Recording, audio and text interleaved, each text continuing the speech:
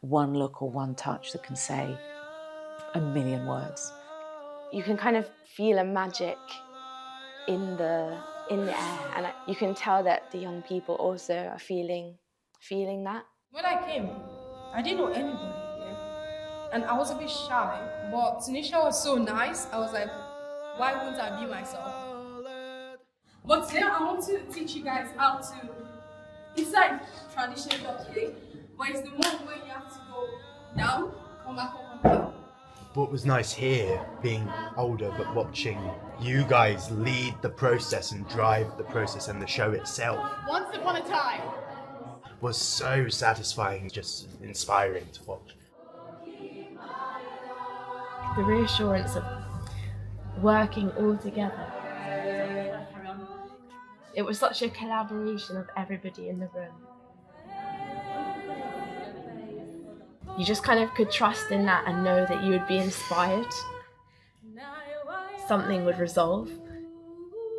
So if there was unanswered questions, they would resolve by being in the room together. So you're kind of connecting with what it is to be human, building that collective unconscious. I think when a lot of young people walk into a room, there's a lot of insecurity. So the last thing you want to do is do anything that's going to make them feel exposed to begin with.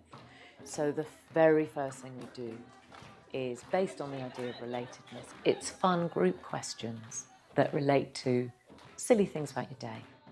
and then we'll probably move on to games, which are an essential part of every third space session.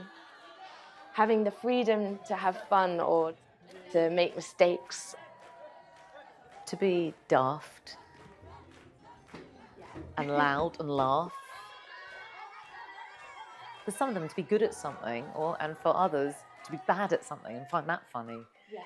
To feel good in yourself whichever way you go. Our lentils. My lentils.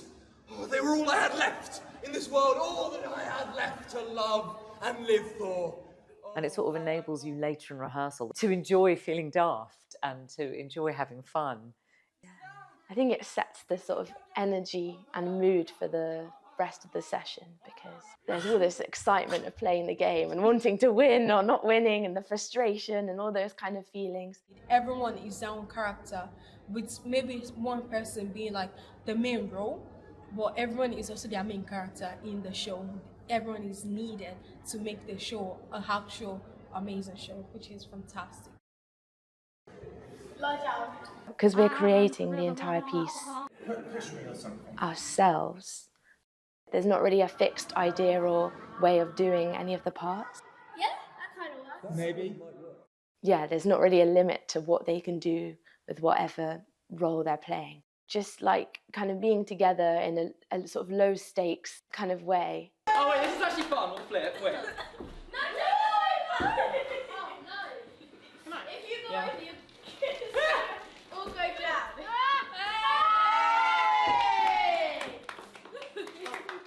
Before we move on to talking or maybe discussing some of the more complex topics that we might be exploring in a session.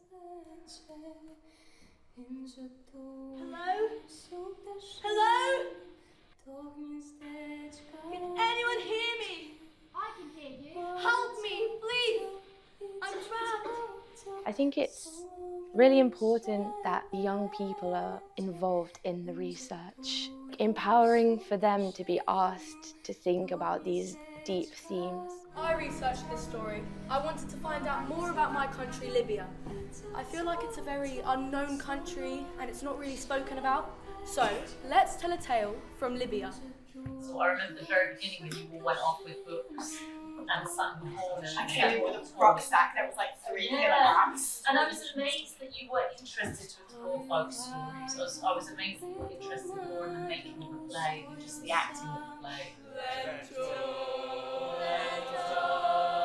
rhinoceros and the rabbit.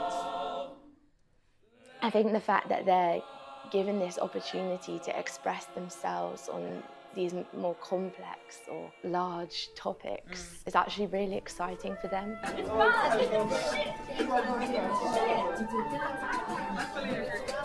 And you can see people building their confidence over the rehearsals to like come out and really express their ideas and discuss together. We can start to second guess what someone else is about to do because we've moved with them so often. They're not just our props and instruments to move around the stage. There's no directing by numbers. We're not looking for people who can act well.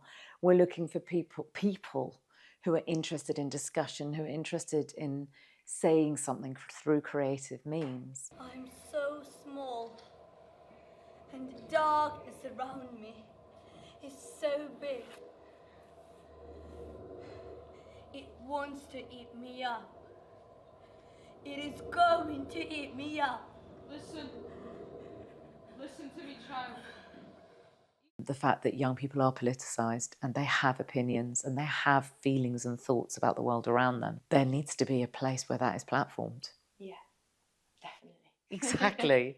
If you don't respect young people, you're not respecting your own future. You're not respecting the future of all of us. I think for young people, it can feel like we're in this kind of exciting, chaotic wave of creativity. It's actually deeply structured.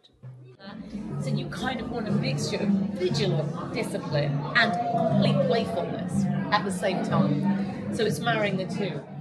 The structure is there for their sort of emotional and creative safety. You don't want people feeling overexposed or feeling they've made a fool of themselves. You've got to really contain the place that people can play wildly.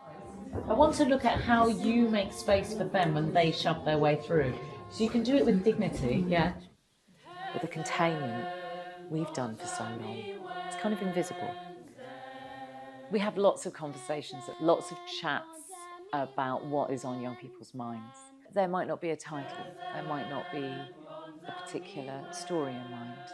There's always a subject that's on people's minds when we begin. So on this show, one of the first questions was, what scared you in a story when you were little? What made you frightened? Going off, having the conversation, sharing that conversation with us, and then you were recording verbatim, word for word, what they said. But that transition from an idea to a story is a two-way process, really. We carry with us our personal stories, but I believe the act of performance is about stripping away and, first of all, being able to be your beaming, shining self in the space, and then playing with character, playing with story. So if you have 20 people in a room, you will get 20 different flavours. Goats stuffed with walnuts and almonds and pistachios. Every colour of rice under the sun. Oh, Compliments to the chef. You'll get 20 completely different takes and angles on whatever the theme is. of course. It's also about guiding them and pushing them to try new things and to explore expressing themselves with their voice and with their body. But it's not fingers, it's the whole body, a sense of growth, which you could dance that instead. But please, you never have to do this. I think that's something that teenagers are trying to contain, and so that's also getting used to that feeling of being expressive with your body.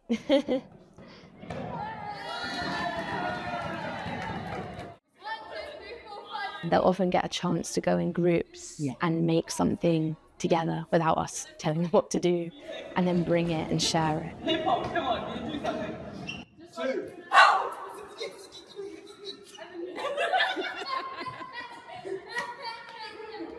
Yes! It's a huge lesson of editing and letting go of things you love, which is hard sometimes. Fred, if you're there, then count them in again. The dark archie, 3, 4. Can we take it again? What to keep, what works, what stands out, what has meaning, and what you can kind of let go of as you move forwards. We encourage some individual work as well, where people can go away and create things by themselves with props or with music, because quite often in groups it will be the most confident one who might get their way, or everyone might just compromise on something mediocre because it's what they all agree on. What will happen is people start emerging as directors, people start emerging as writers. And then you're going to try and kick it off, you're going to try and move them off here, and you can't quite get there. You're like really hungry. So between physical play and intellectual play came ideas. And everybody, who was anybody, was invited. The script was literally being written in the rehearsal room whilst people were performing. It's such a live process. In a way, everybody in the piece is a writer because they're generating ideas. They're from their improvisations. I will be literally noting down how they said that, the jokes they make, the exact words. Then there'll be some young people who actually want to have a go at writing and scripting themselves. There's a lot of joking and riffing around the script, and we tend to include that. They know that that's welcome. So we're like, that's funny, keep it. The last 10 minutes of the session, we'll share what we've been working on.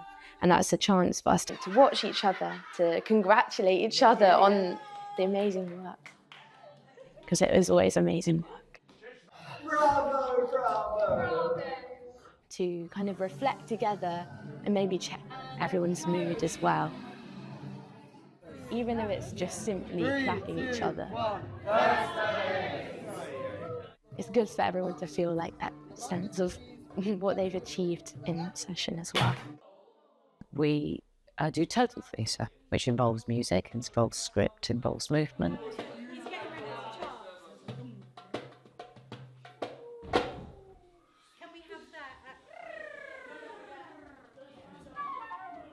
My instrument is other people's voices. 3, 4. So we've got a loose shape. We've got the story, which is unfolding every single week. We need to create some musical drama here. We need to create some tension. A little dip down to D major. So E minor to D major.